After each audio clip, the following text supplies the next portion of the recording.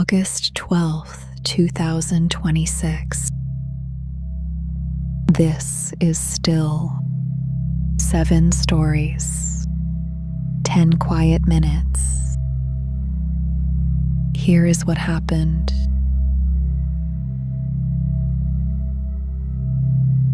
The President of the United States confirmed he switched planes after a NATO summit last month because of a possible threat.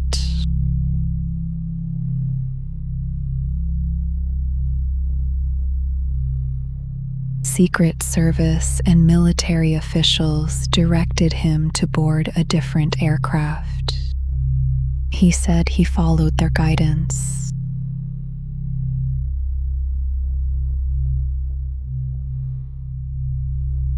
Officials told American media that the United States had detected a credible Iranian threat to fire a missile at the plane.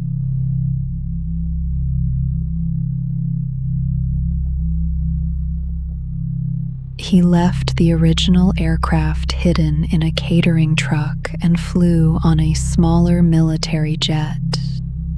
Journalists and some White House staff on board did not know he had gone.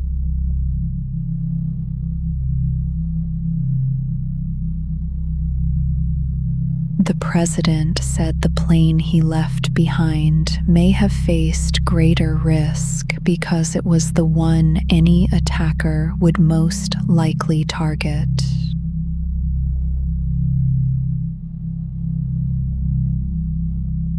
Meanwhile, a cyberattack hit water treatment systems across the United States late last month.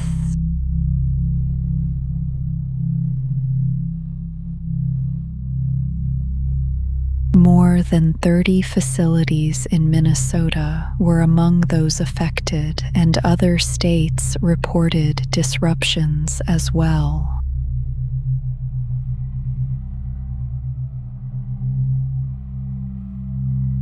In one small Minnesota town, workers lost control of a pump and asked residents to conserve water.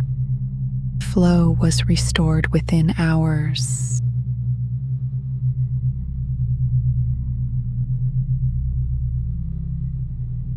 Federal officials and cybersecurity experts suspect Iran carried out the attack, though no formal attribution has been made.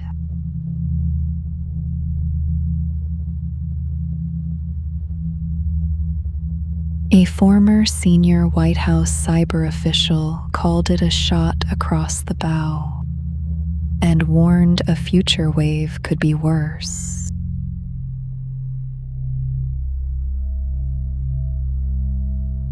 The day continues. Americans owe more than $1 trillion in credit card debt.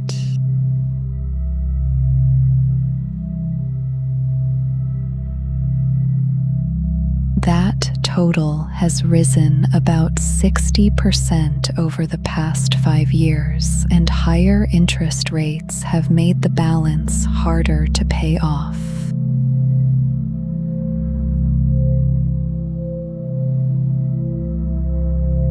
Credit card delinquencies are now at their highest rate in 15 years, and bankruptcies rose about 12% in the last year.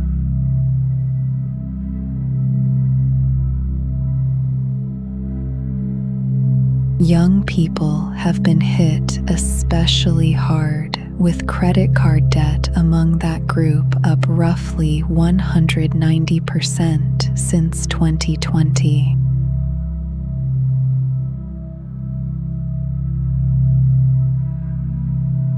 Analysts also point to buy now, pay later services as a growing factor, making it easier to spend without tracking what is owed.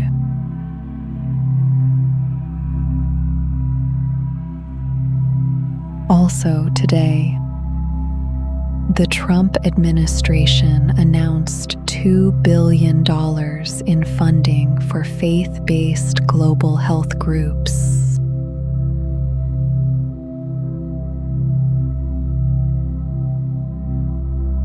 The White House says these organizations operate more efficiently than other providers.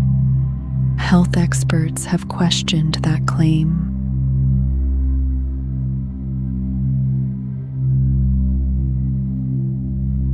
No timeline for the funding has been released.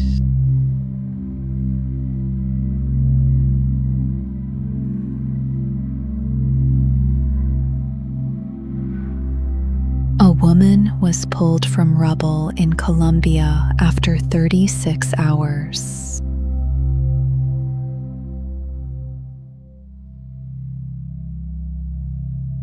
She had been trapped beneath a collapsed structure. Rescue workers reached her alive.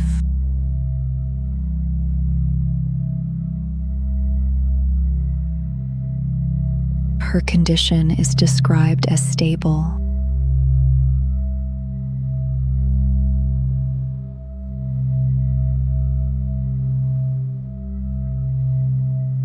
China's former premier, who shaped the country's economic rise, has died at 97.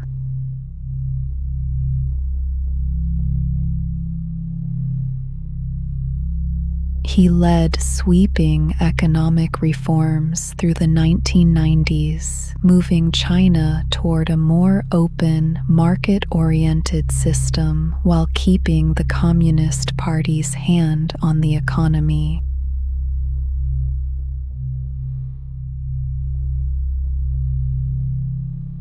He also led China's negotiations to enter the World Trade Organization, a deal that made China an export powerhouse and opened its markets to foreign business.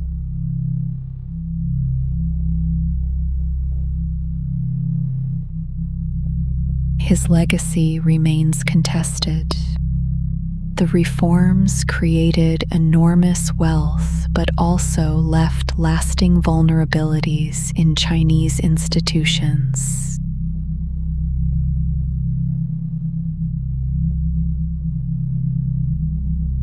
He had been out of public life since retiring from the premiership in 2003. State media said he died of illness.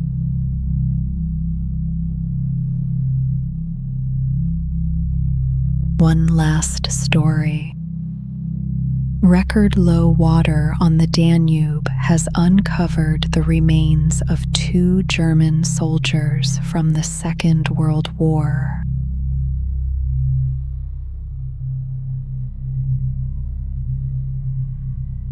A passerby spotted part of a motorcycle in the riverbank in central Budapest earlier this month, and investigators found the soldiers nearby.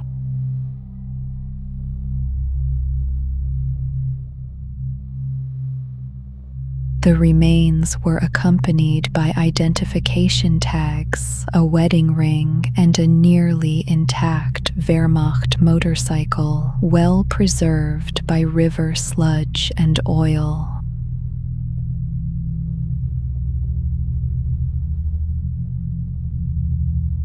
One tag belonged to a Wehrmacht soldier and the other to a member of the Waffen-SS.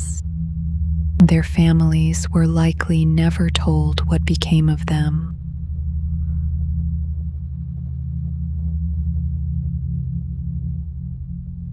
The German War Graves Commission is working to confirm the soldiers' identities, and both will be buried at a German war cemetery outside Budapest.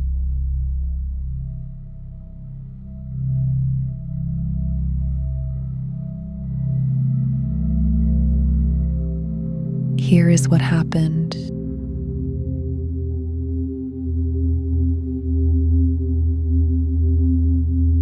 The world is still.